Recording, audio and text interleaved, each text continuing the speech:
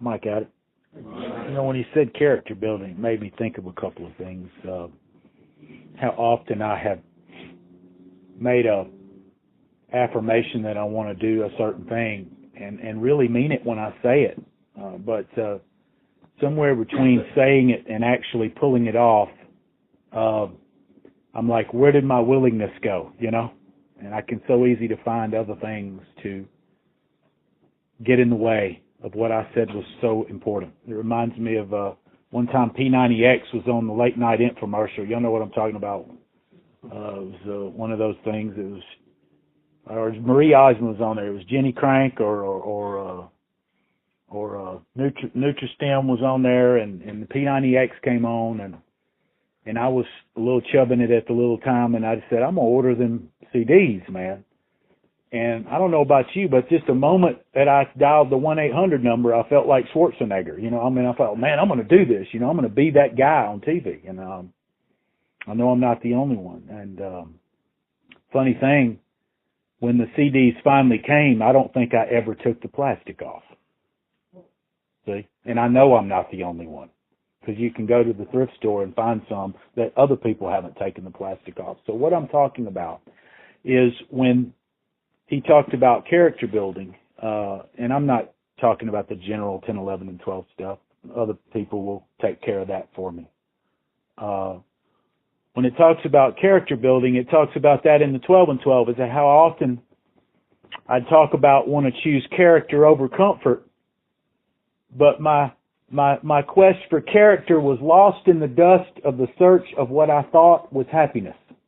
And he's saying the same thing, that I want to be a person of character, but what happens is I can't get myself out of the way enough to even pull it off. So instead of having character, I end up fucking being a character, you know? And if you're new, and you're like me, which you probably are, because if you didn't slide off a rainbow in here, there's something wrong. And if you're like me, when you got here, you were a fucking character. Or probably still are. But here's good news. We don't have to be a character forever. And if I work these steps, I can become a person with character. But that takes more than just me dialing a 1-800 number, or more than me just saying, hey, I want to get clean this time. Can I get one of those books and putting it on my table and using it as a coaster, right? Or promising that I'll work the steps to everybody that'll listen. And the first time a sponsor says, hey, let's meet and let's work a step, I'm finding about 15 different things to do that I can't make it. And I know I'm not the only one. So character building takes a constant reaffirmation to myself that, hey, Mike, you said you were serious about this. And then my actions need to reflect that. How often, in the same vein, have in my life I started all these different things? I don't know about y'all, but y'all are just like me. We're hell of a starters. We can start some shit better than anybody on earth. Our problem is finishing a single goddamn one of them. And that is my past, right? I can start all kinds of stuff. I can have 10 irons in the fire. But the real challenge is I couldn't see the value of starting one thing and then finishing one thing. I don't know how I got so confused and so distracted and so forgetful about how serious I thought I was when I would say I was going to do some of these things.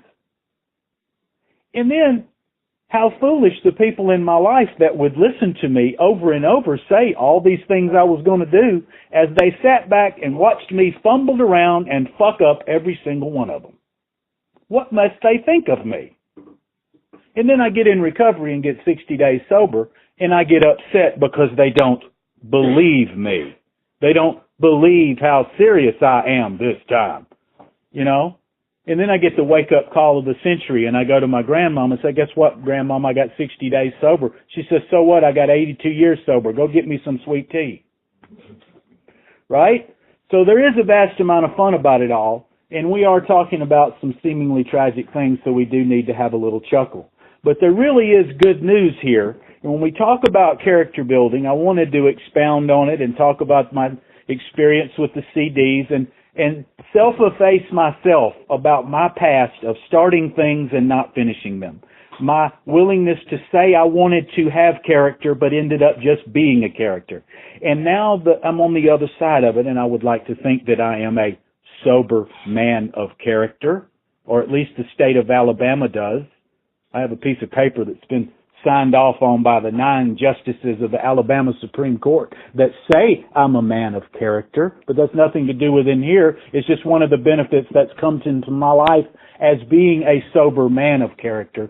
Things generally come to us if we're willing to work for them. So my point is this: if you're new and you've called the 1-800 number, so to speak, and you're in here and you have 30 days and you're still waiting on your CDs to show up, please do yourself a favor that I should have done myself, is when the CDs get here or when you get your book and when you get your sponsor, please open them. Please meet him the first time that he wants to work the steps instead of finding excuses not to, like I did. I'm saying I did these things, not anybody in here. I'm saying if I had have followed through with the things that I'm saying now, I can't imagine how far I would be now. But I'm only where I'm at right now. But I can only learn from my mistakes by not repeating them, right? It's time for me to grow up. It's time for me to stop saying I want to be a man of character. And it's time for me to stop being a character. But that takes effort. But the effort that it takes to stay here, if you're new, is a fraction of what it took to stay out there. Because being a character is exhausting. Keeping up with all those lies, all those places I can't go, all the charges that I may or may not have, and all the excuses that I have for everybody in my life.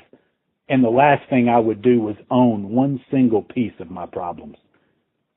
But what these steps have shown me, it's the initial taking of ownership of the problems in my life that was the springboard to solving them. I've had a spiritual awakening as a result of these steps, and I'll pass.